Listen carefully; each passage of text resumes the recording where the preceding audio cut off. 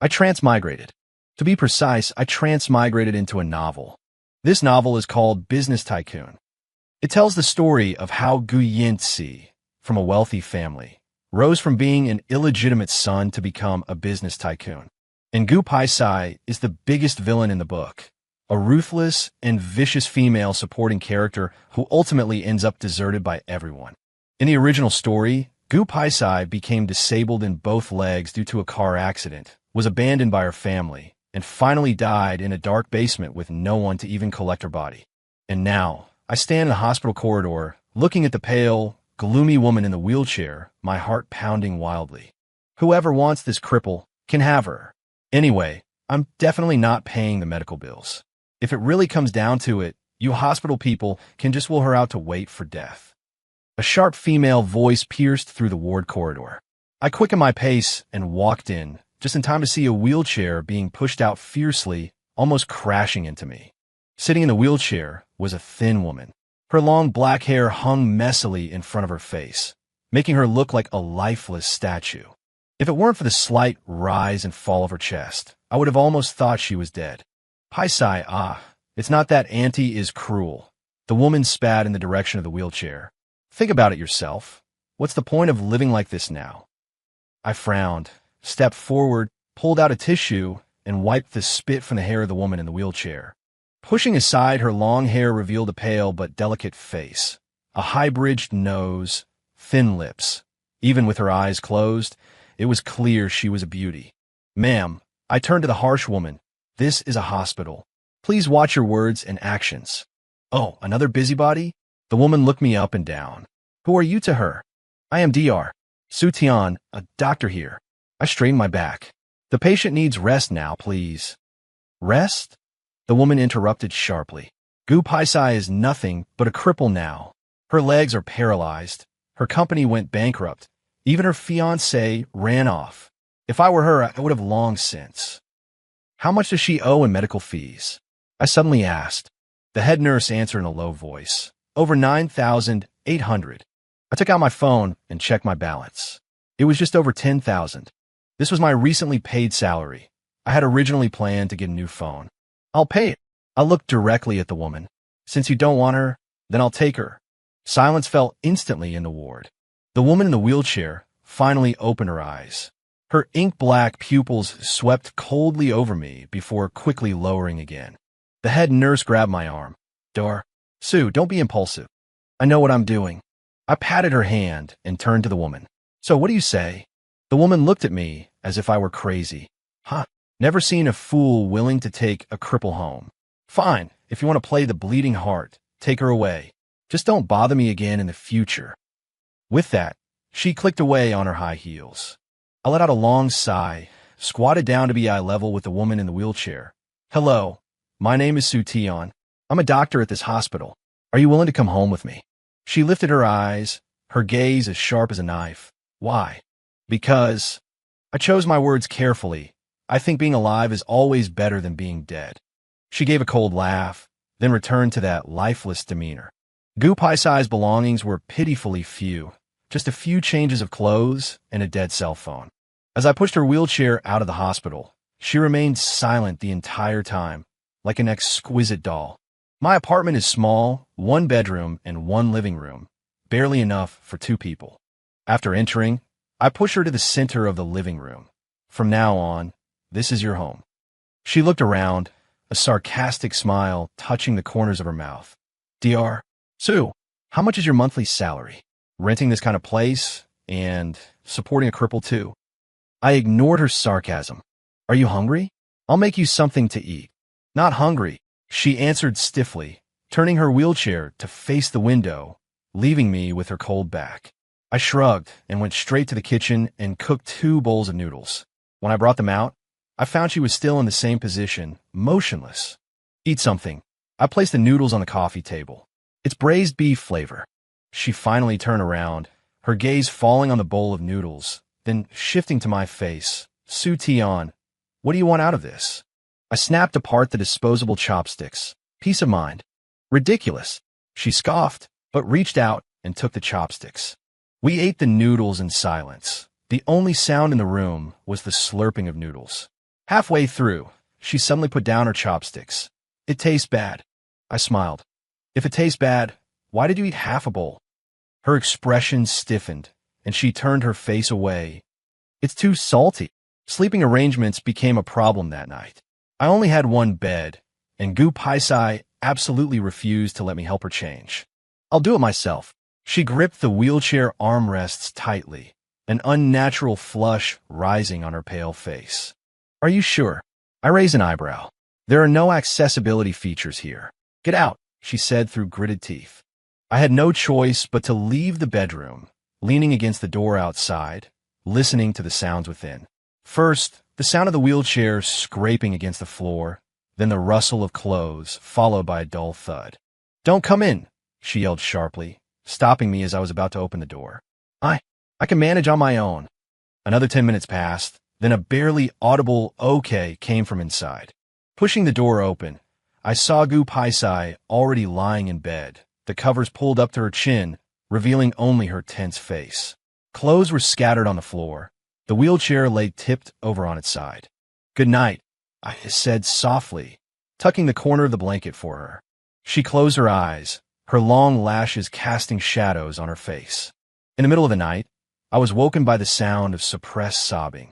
By the moonlight, I saw Gu Paisai with her back to me, her shoulders trembling slightly. I pretended to turn over, making some noise deliberately. The crying stopped immediately, and the room fell silent again. I had the next day off and slept until noon. When I woke up, I found an extra blanket covering me, and Gu Paisai was already in her wheelchair, reading by the window. Morning, I greeted her, rubbing my eyes. She didn't look up. It's 1 p.m. I got up with an awkward smile and found a bowl of congee and a few small side dishes on the dining table. Did you make this? I asked in surprise. It's takeout, she replied coolly. Paid for with your phone. I took a bite. It tasted surprisingly good. Thanks. She gave a slight humph and went back to her book. Sunlight streamed through the window, falling on her, bathing her silhouette in a soft glow. At that moment, she didn't look like a gloomy cripple, but rather like an elegant lady from a good family. After finishing the meal, I suggested taking her out for a walk. Her expression changed instantly. No, just to the small park downstairs. I said, I'm not going. She suddenly became agitated, knocking over the water glass on the table. You want everyone to see how pathetic Gu Paisai is now, don't you? I silently wiped up the spilled water and didn't bring up the subject again. In the afternoon, I went to the supermarket to buy groceries, and when I returned, I noticed Gu Paisai wasn't in the living room. The bedroom door was closed, and there were faint noises coming from inside. Gu Paisai. I knocked. I'm back. No response. A bad feeling surged in my heart, and I flung the door open. Gu Paisai was sitting on the edge of the bed, holding a fruit knife in her hand, gesturing towards her own wrist. Stop. I rushed over and snatched the knife away. What are you doing? She looked at me coldly. What? Are you going to take away my right to die too? I trembled with anger. Your life cost me 10,000 yuan. You don't have my permission to die. Su Tian. A mocking smile touched her pale face. Who do you think you are? A savior? I threw the knife out the window and squatted down to look her in the eye. I'm not a savior, but I can't just watch you die. She turned her face away, avoiding my gaze, but I noticed her eyes had reddened. That night, I sat by her bed and told her my story. I was an orphan, raised by the charity of many families. In middle school, I fell seriously ill and nearly died because there was no money for treatment. So, I said softly, just for my sake, try living a little longer. Gu Paisai was silent for a long time before finally giving an almost imperceptible nod. As the days went by, Gu Paisai's attitude gradually softened. She stopped trying to end her life and even started helping me with things within her ability. One day, I came home from work to find the aroma of cooking filling the room. Gu Paisai was sitting in her wheelchair, 2 dishes and a soup set out before her. Try it, she said awkwardly. Don't force yourself if it tastes bad. I took a bite of the stir-fried green peppers with meat, my eyes widening in pleasant surprise. It's delicious. The corners of her mouth lifted slightly, but she quickly suppressed it. I put in too much salt. From that day on, Gu Paisai took the initiative to handle all the cooking. I bought her a smartphone, and she spent her days studying recipes, her cooking skills improving by leaps and bounds. "We're having red-braised fish today," she said one evening while dishing out rice. I leaned in to smell it. "Smells amazing." She gently pushed me away. "Don't stand so close." But I noticed that this time, she didn't have the expression of disgust she used to wear. When I had weekends off, I would push her wheelchair for walks in the nearby park. At first, she was very resistant, covering her face completely with a scarf. Gradually, she became less tense and would even proactively suggest going out for a walk when the weather was sunny. "Su Tian," she suddenly asked me one day, "why are you so good to me?" I was massaging the muscles in her legs and looked up hearing this. "Have I been?" "Yes." She looked at me seriously. "You could have just ignored me." I thought for a moment. Maybe it's because seeing you reminds me of my former self. Lonely, desperate, needing a helping hand. She was quiet for a while, then said softly, "Thank you."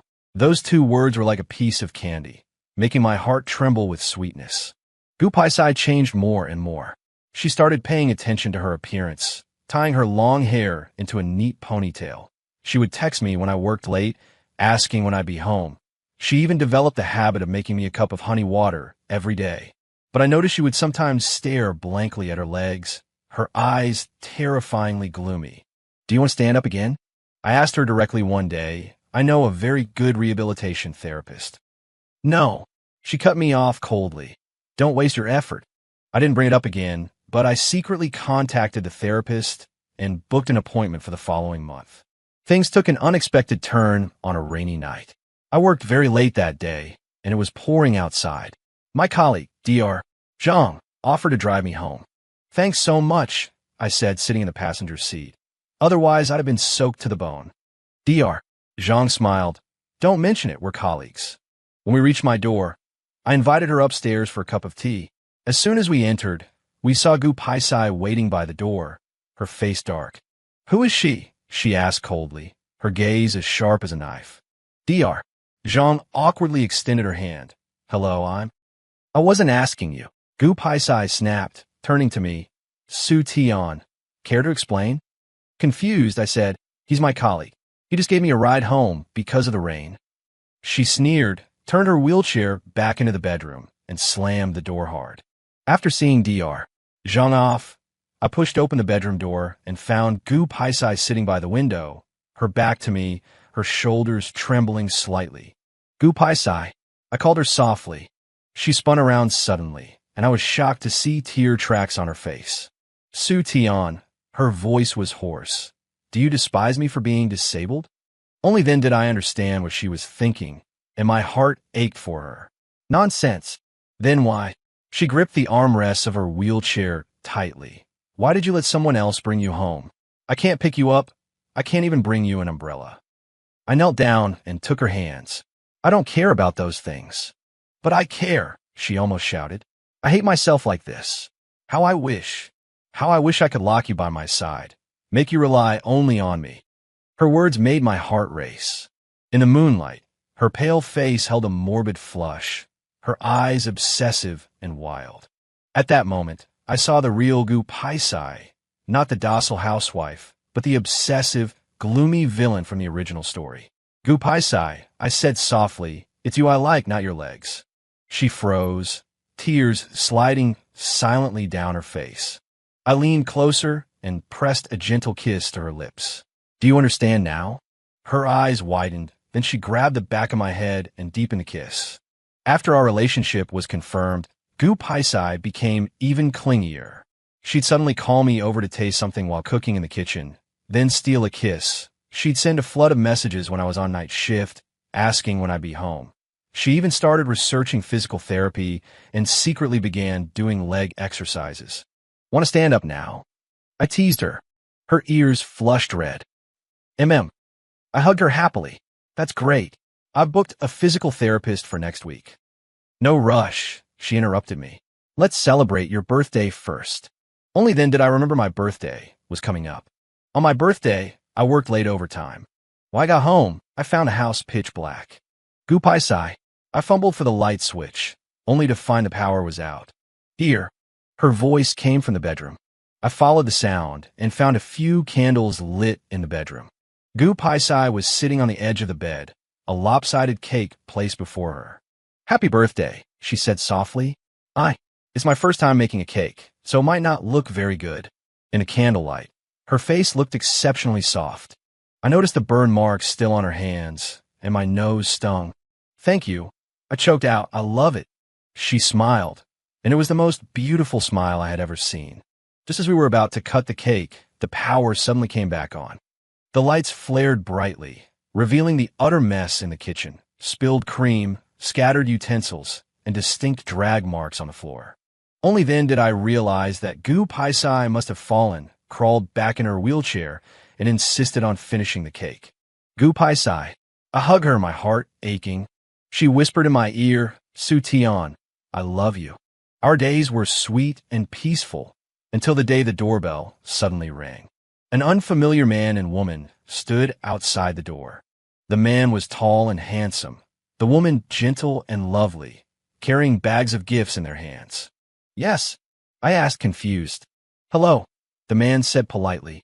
"I'm Gu Yinsi, and this is my wife, Li Mubai. We're looking for Gu Paisai." I instantly tensed. They were the male and female leads from the original story. "She's not here." With a cold expression, I prepared to close the door. "Su Tian." Gu Paisai's voice came from behind me. "Let them in." I turned back in surprise and saw Gu Paisai sitting in her wheelchair, holding the stray cat I'd picked up last week. Seeing this, Gu Yinsi's jaw nearly hit the floor. "Sis, you have a cat." Gu Paisai rolled her eyes at him. "Why can't I?" Li Mubai also looked incredulous. "Sister Paisai, you've changed." "Cut the crap," Gu Paisai said impatiently. "Put the things down and go help in the kitchen." I stared, dumbfounded, as this legendary male and female protagonist pair obediently went to the kitchen to wash vegetables, while Gu Paisai leisurely groomed the cat. I pointed towards the kitchen, unable to form a coherent sentence. Gu Paisai pulled me to sit down. "My younger brother and his wife." "Younger brother?" I exclaimed. "In the original novel, wasn't it?" "The novel is the novel," she interrupted me. "The reality is, Gu Yinsi is my half-brother. Our father was a scumbag. He caused my mother's death and tried to turn us siblings against each other." She said it matter-of-factly, as if telling someone else's story.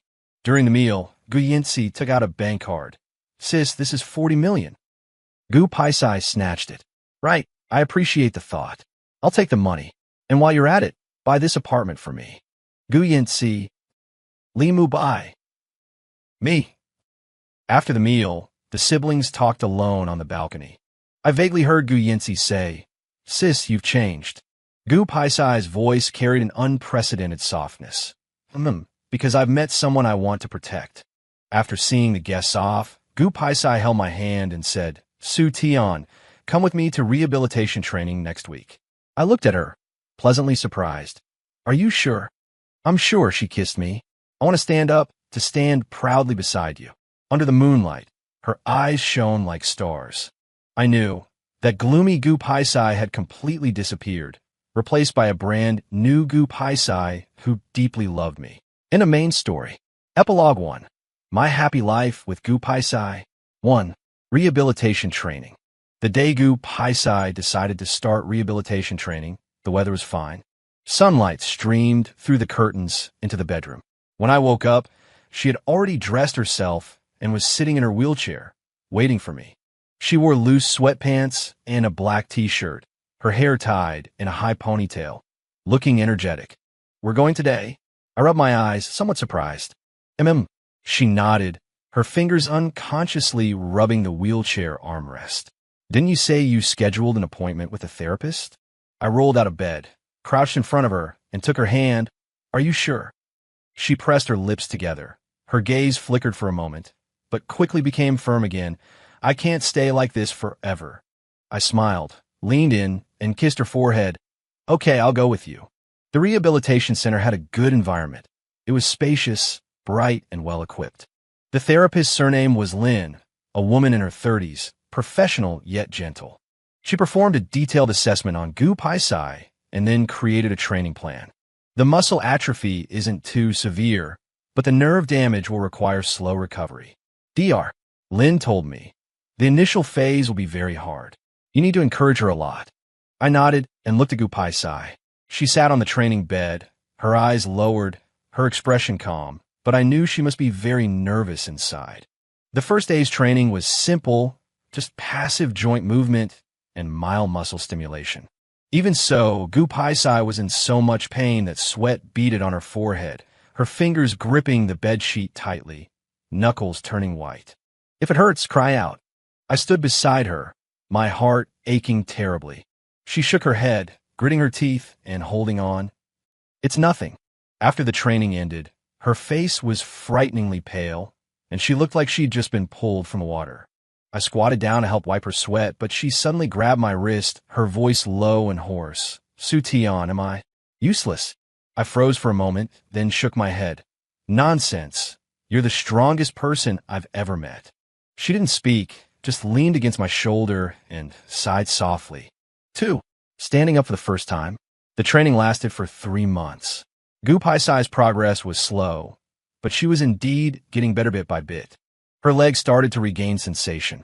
Occasionally, she could feel sharp pains or changes in temperature. Dr. Lin said this was a good sign, indicating the nerves were recovering. That afternoon, it was just the two of us in the rehabilitation room. Gupai Sai sat on the edge of the bed, hands gripping the support frame, trying to stand up. Her arms trembled slightly from the exertion, and beads of sweat covered her forehead. Try again. I stood in front of her, holding out my hand. I'll support you. She took a deep breath, clenched her jaw, and pushed down hard with her arms. Her knees bent slightly, and the soles of her feet finally planted firmly on the ground. I stood up. Her voice trembled slightly, her eyes wide with disbelief.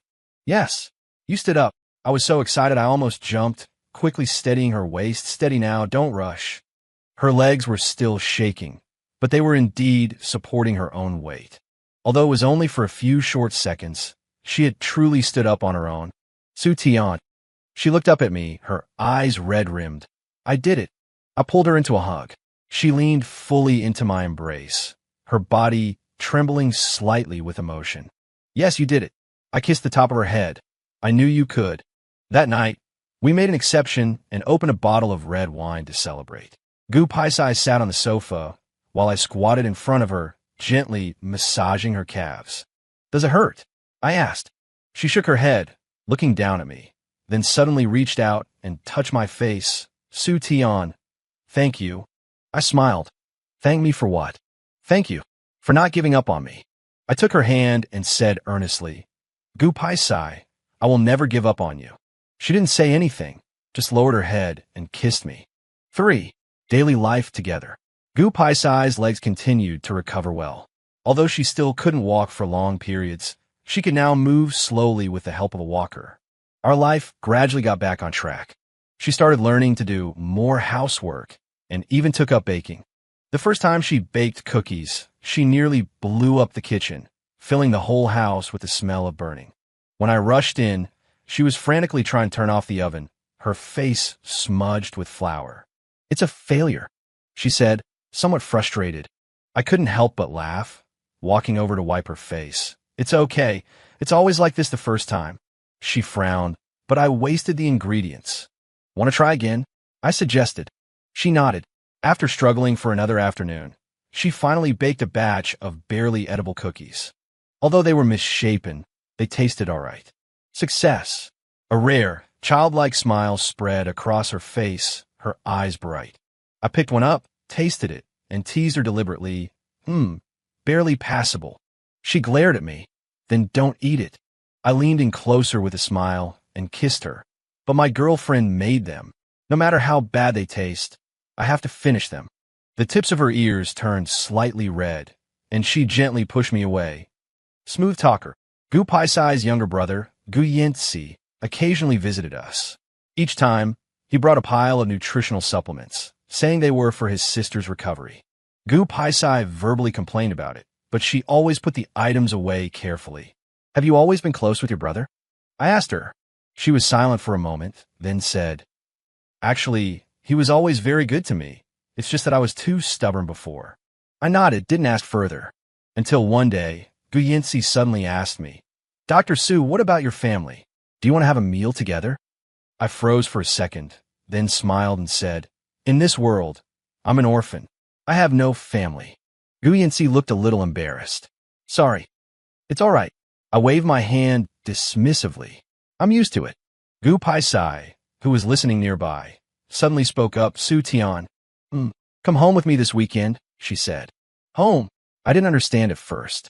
She looked out the window, then suddenly added, Su Tian, when my leg gets a bit better, let's get married.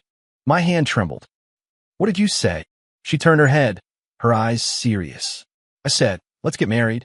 My heart skipped a beat, then I started to laugh. Okay, but what? Shouldn't I be the one proposing? I raised an eyebrow. She let out a soft scoff. It's the same whoever proposes. I couldn't help but laugh out loud, reaching out to take her hand. Gu Paisai, you're not getting away from me in this lifetime. She squeezed my hand back, the corners of her lips turning up slightly. I won't run. Extra 2. The tragic end of Gu Paisai's aunt. 1. Reunion. Gu Paisai's leg was recovering better and better. She could already walk short distances with crutches. That afternoon, I accompanied her to the mall to choose a brace for her rehabilitation training. She tried on several models and finally chose a lightweight carbon fiber brace. This one has good support, and it's not too heavy. I helped her adjust the tightness. How does it feel? She tried taking a few steps and nodded. Not bad. Just then, a sharp female voice came from behind us. Well, isn't this Gu Paisai? We turned around at the same time and saw a middle-aged woman dressed in lavish furs, wearing heavy makeup, standing not far away. She was carrying several luxury shopping bags and looking Gu Paisai up and down with contempt in her eyes. Gu Paisai's body tensed instantly, her fingers gripping the crutch so tightly her knuckles turned white. I immediately recognized this woman, Gu Paisai's aunt Gulan, the very woman who had publicly humiliated her in the hospital and tossed her to me like trash. What cripples can go shopping now? Gulan walked closer on her high heels, her red lips curved into a mocking smile. Looks like you found yourself a nice nanny. She glanced at me pointedly, her tone condescending. Young man, taking care of a cripple must be quite hard work, right? My anger flared up instantly. Just as I was about to speak, Gu Paisai cut in coldly. Gulan, watch your mouth. Gulan clutched her chest dramatically. Oh my, quite the temper, huh? What?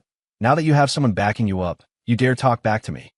She took a step closer, lowered her voice, and said, full of malice, Gu Paisai, do you think you can ever go back to how things were?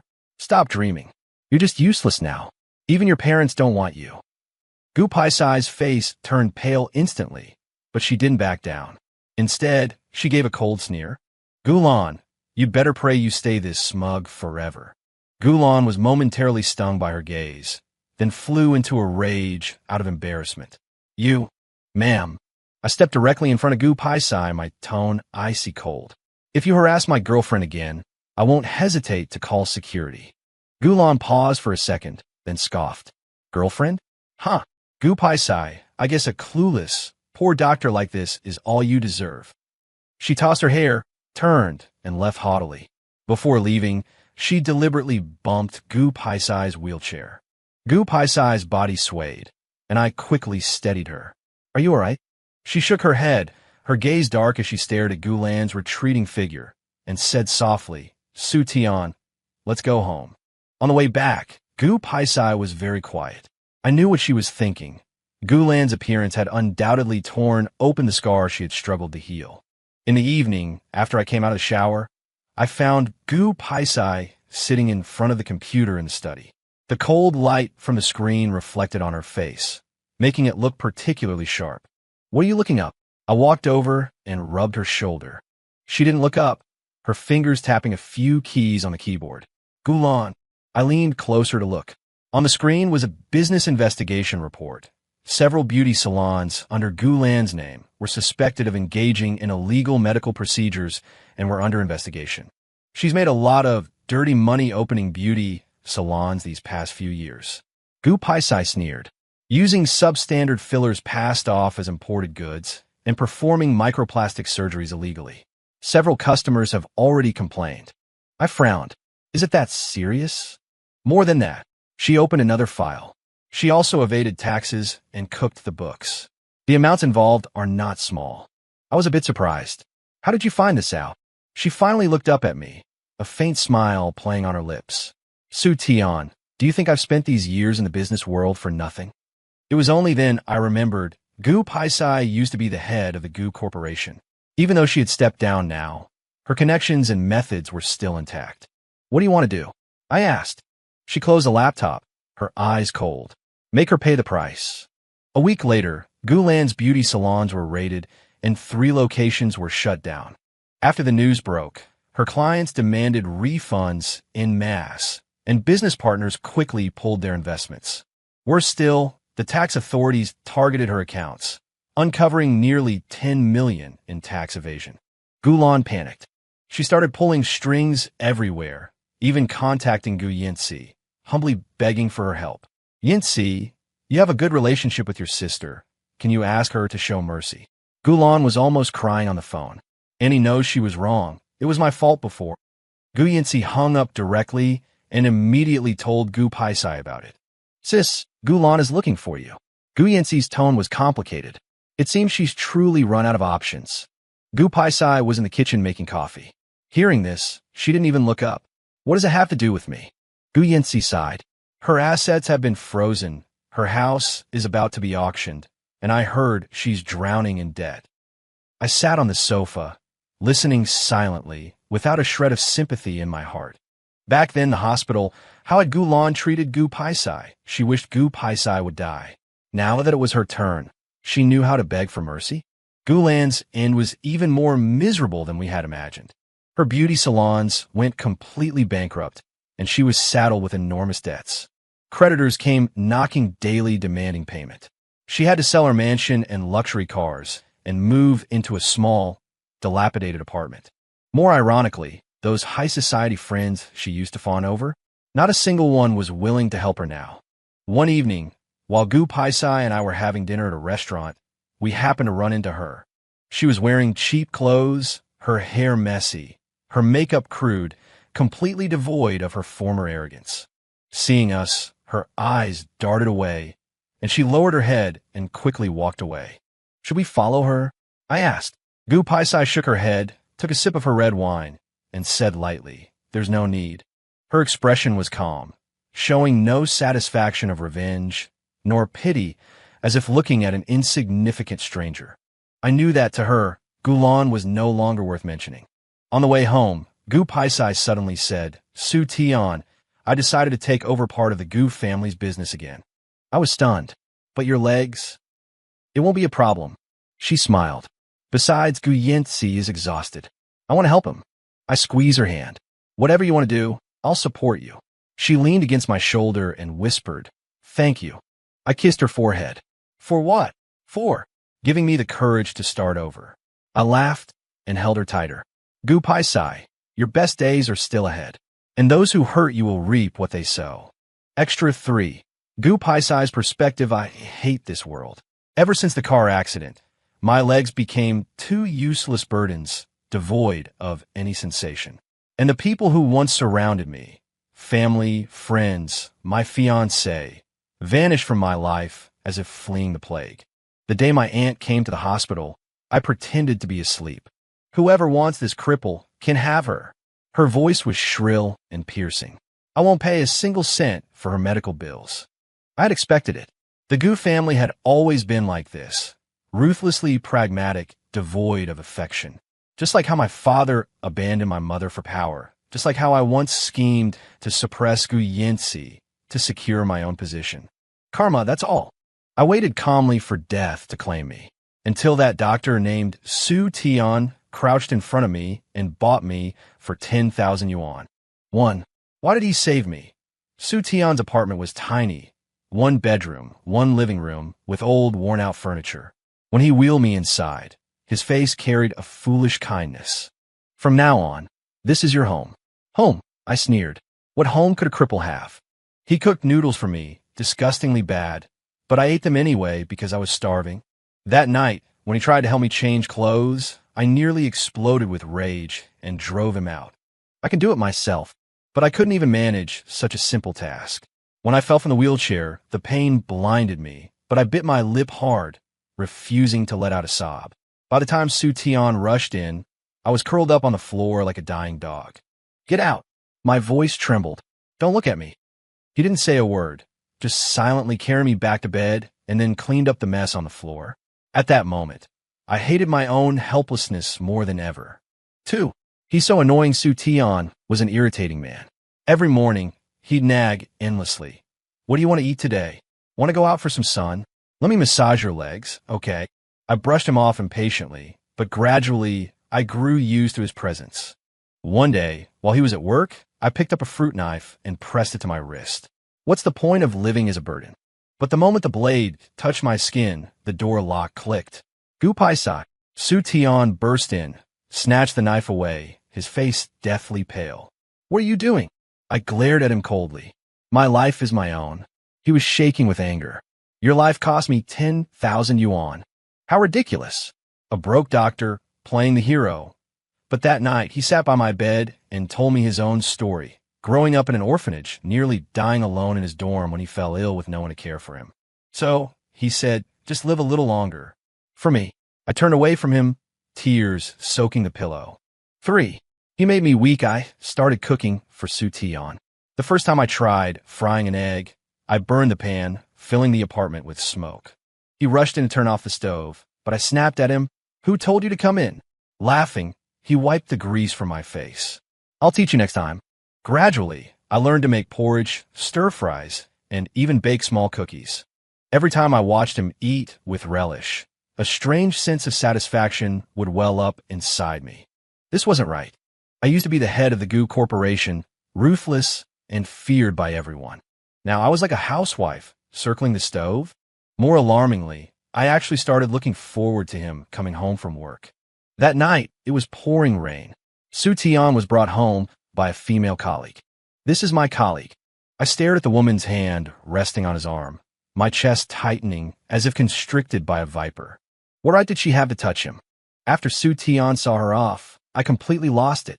Do you despise me for being a cripple? My voice was hoarse. Think I'm not good enough for you anymore.